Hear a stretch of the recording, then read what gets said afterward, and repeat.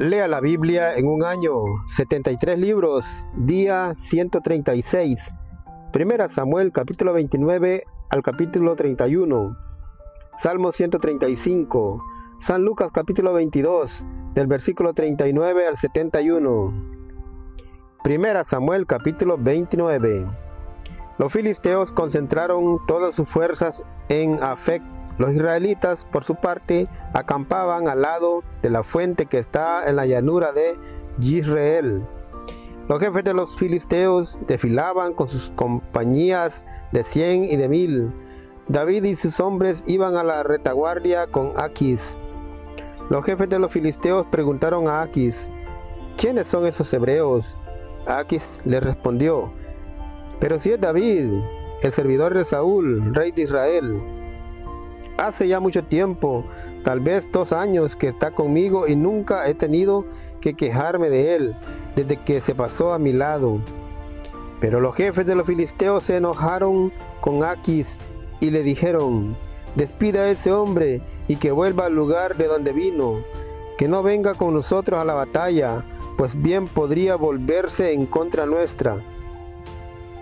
¿De qué otra manera podría comprar el perdón de su amo, sino con las cabezas de nuestros hombres? ¿No era con respecto a ese David que bailaban y cantaban: Saúl mató 1000, pero David 10,000?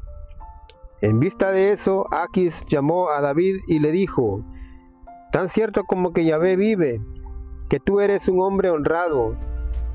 Por lo que a mí respecta, me siento feliz de que estés conmigo, porque no has merecido ninguna crítica desde que llegaste hasta ahora, pero eres muy mal visto por los jefes.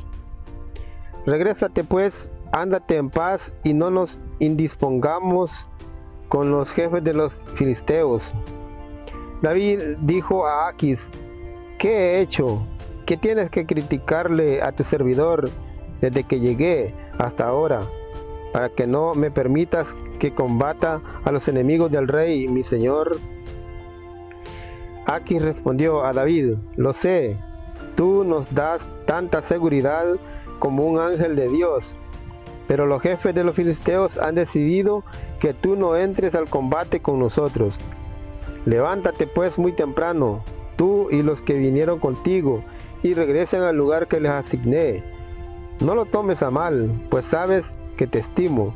Mañana temprano se levantarán rápidamente y apenas aclare el día se irán. David y sus hombres se levantaron pues muy de mañana y partieron temprano al país de los filisteos. Los filisteos, en cambio, subieron hasta Jezreel.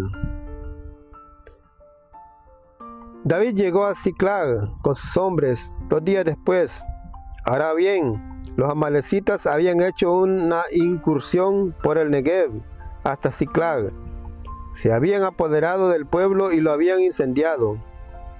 También habían capturado a las mujeres y a todos los que se encontraban allí, pequeños y grandes, pero sin matar a nadie, y se habían vuelto por donde habían venido, llevándose a todo el mundo. Cuando David y sus compañeros llegaron al pueblo, lo encontraron incendiado y vieron que sus mujeres, hijos e hijas habían sido llevados cautivos.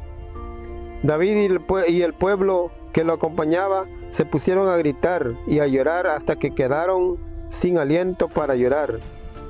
Las 2 mujeres de David, Ahinoam de Jezreel y Abigail, mujer de Nabal de Carmel, también habían sido llevadas cautivas. David se vio en un gran apuro, porque su gente hablaba de apedrearlo, pues tan grande era la desesperación de cada uno por sus hijos e hijas. Pero David recuperó su confianza en Yahvé, su Dios. Dijo al sacerdote Ebiatar, hijo de Ahimelech: tráeme el efod. Ebiatar trajo el efod a David. David consultó a Yahvé: ¿tengo que perseguir a esa banda? ¿La alcanzaré? La respuesta fue: persíguelos, los alcanzarás y librarás a los cautivos. David salió y caminaron con él 600 compañeros hasta el torrente de Besor. Pero solo 400 prosiguieron la persecución con David, porque los otros 200 estaban muy cansados para cruzar el torrente de Besor y allí se detuvieron. Hallaron en descampado a un egipcio y lo llevaron donde David. Le dieron pan y agua, comió y bebió. Además le dieron un trozo de torta de higos y 2 racimos de pasas. Después que comió, recuperó sus sentidos, porque no había comido ni bebido hacía 3 días y 3 noches. David le dijo: ¿a quién perteneces y de dónde vienes? Dijo: soy un joven egipcio, esclavo de un amalecita. Mi amo me abandonó hace 3 días porque estaba enfermo. Nosotros habíamos hecho una incursión por el Negev de los Quereteos, por el Negev de Judá y por el Negev de Caleb. Además incendiamos Ziklag. David le dijo: ¿puedes llevarnos donde esos salteadores? Respondió: si me juras por tu Dios que no me matarás, ni me entregarás a mi amo, te llevaré donde esos salteadores. Los llevó allá. Los salteadores estaban dispersos, comiendo, tomando, celebrando una fiesta con todo el botín que habían juntado en territorio filisteo y de Judá. David los masacró desde el alba hasta el atardecer y acabó con ellos. No escapó ninguno, salvo 400 jóvenes que huyeron en sus camellos.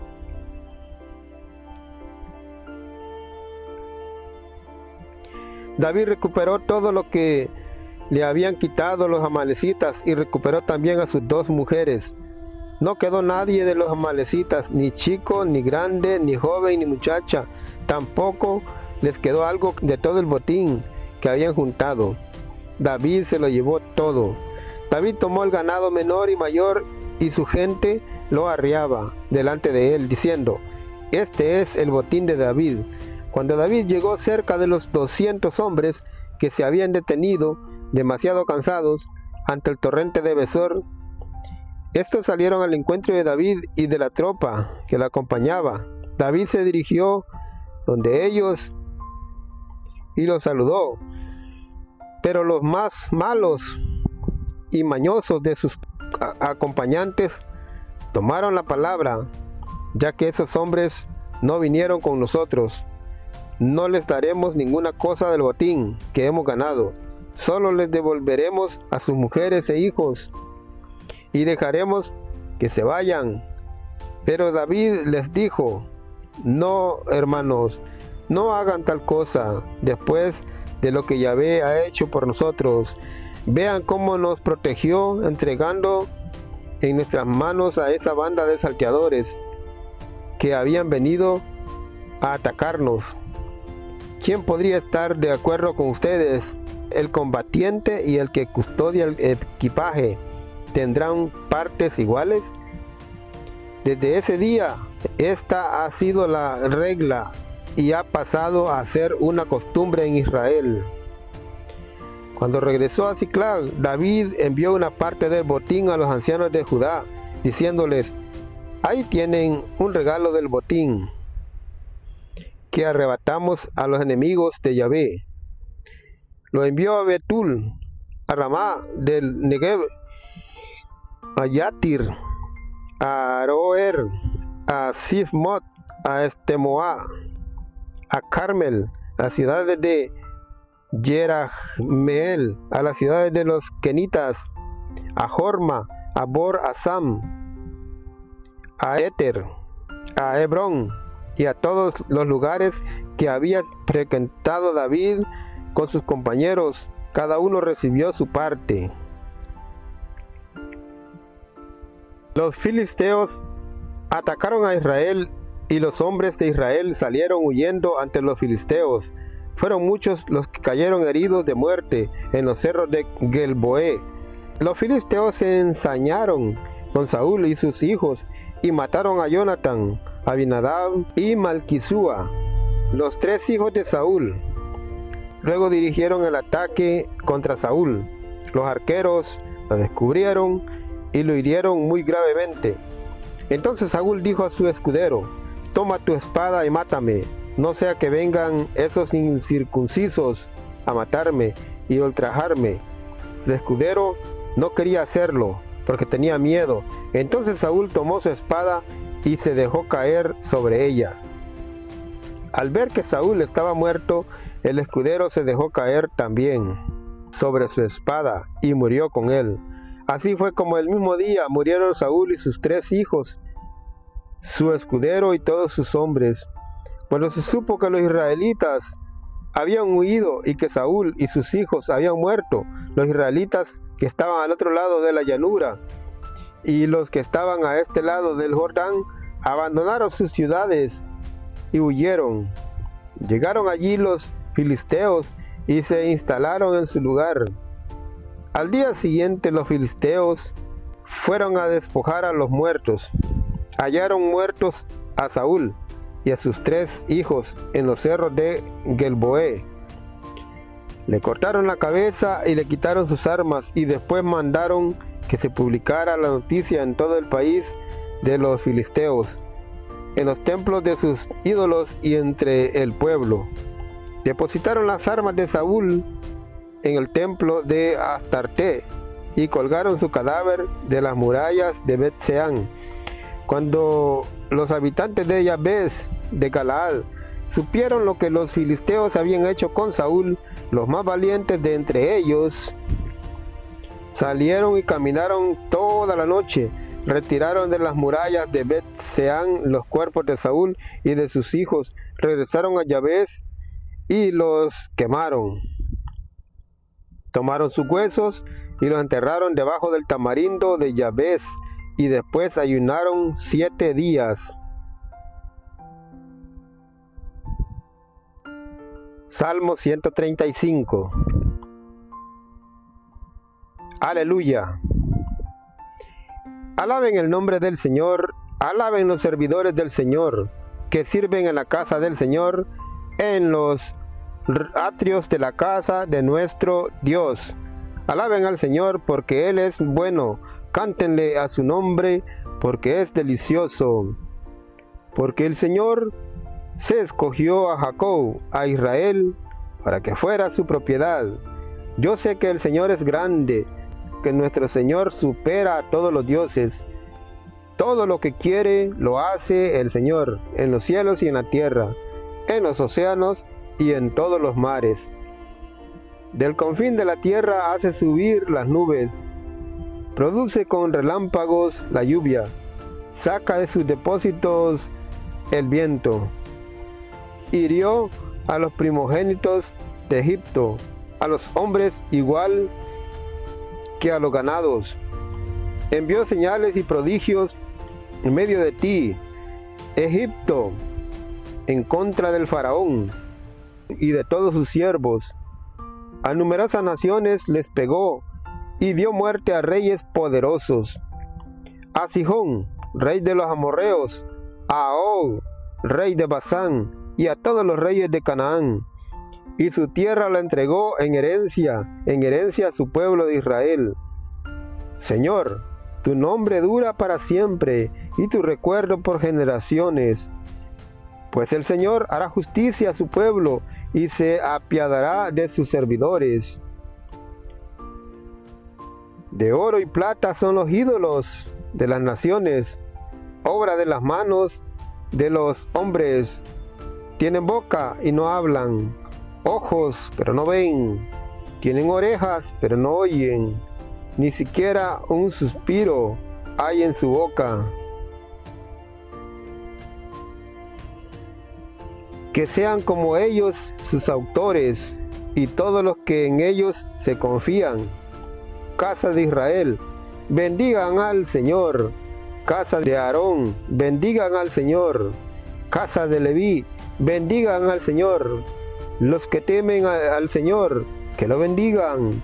Bendito sea el Señor desde Sión, el que reside en Jerusalén. Aleluya.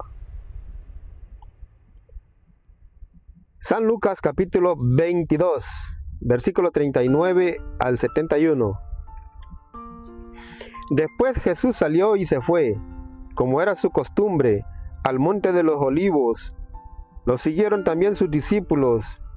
Llegados al lugar les dijo: oren para que no caigan en tentación. Después se alejó de ellos como a la distancia de un tiro de piedra, y doblando las rodillas oraba con estas palabras: Padre, si quieres, aparta de mí esta copa, pero no se haga mi voluntad, sino la tuya. Entonces se le apareció un ángel del cielo para animarlo.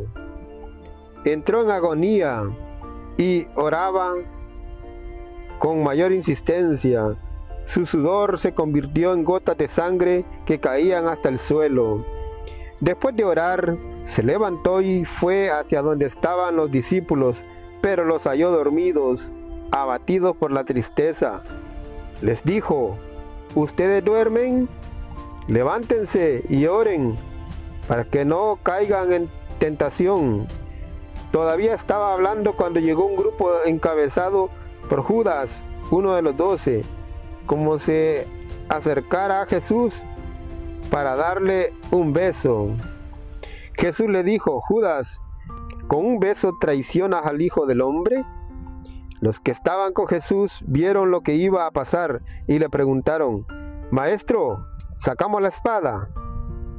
Y uno de ellos hirió al servidor del sumo sacerdote, cortándole la oreja derecha.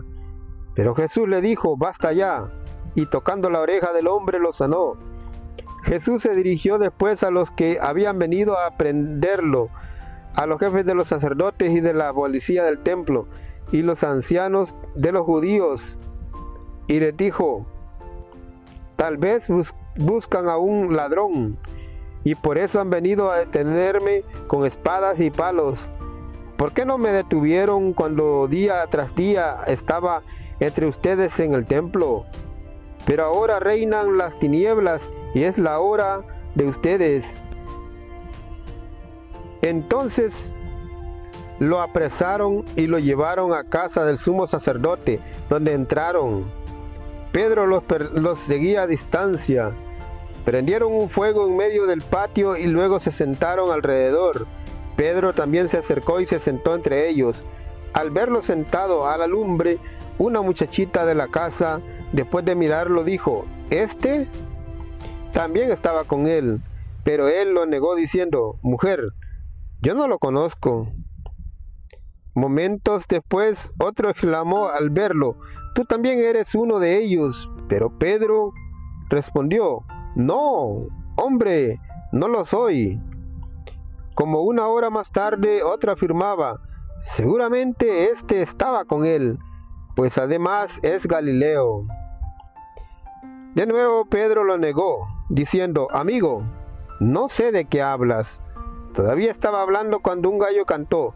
El Señor se volvió y fijó la mirada en Pedro, y Pedro se acordó de la palabra del Señor, que le había dicho: antes de que cante hoy el gallo, me habrás negado 3 veces. Y saliendo afuera lloró amargamente.